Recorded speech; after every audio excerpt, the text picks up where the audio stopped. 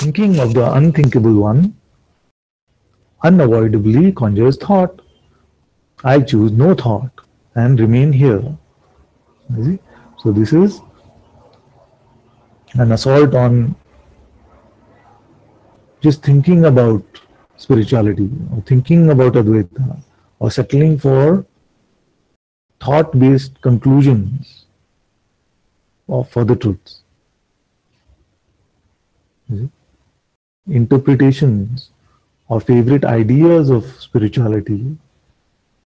That's why I say that to drop the idea I am a person and replace it with the idea I am awareness is not the truth. Is not the end of suffering also. Is it? It must become our direct experience, our living experience. So thinking of the unthinkable one, a very important term, unthinkable one, because what can we think about nothing? Can we visualize nothing? No, we'll visualize still dark space, white light, but nothing. Transparent, beyond transparent, what will we do? Cannot. So, thinking of the unthinkable one then becomes the same game of interpreting that which is nothing, and we fill our heads up with it. It says unavoidably conjures thought. So we again fall into that same trap of picking up thoughts. Thinking of the unthinkable one unavoidably conjures thought. I choose no thought and remain here. The truth does not need to be thought about. Only the false needs the crutches of thought. The truth needs no belief. Only the false needs belief to keep the pretense alive. That's why I say, so basically he's saying same thing. Right now, you are free. He says, I choose no thought and remain here. You are free.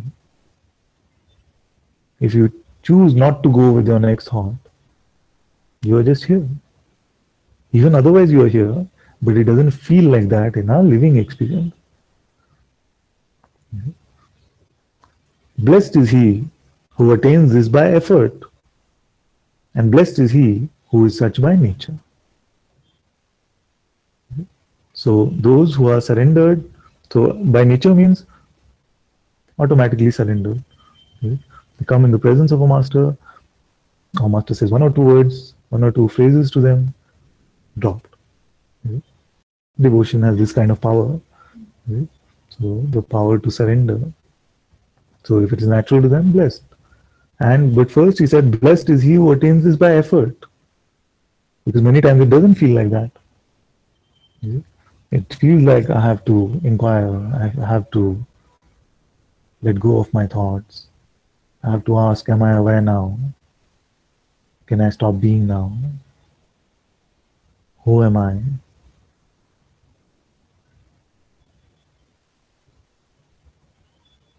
To see the reality of what you are, whether it happens in the effortful way through inquiry or it happens as a natural surrender, both are beautiful blessings.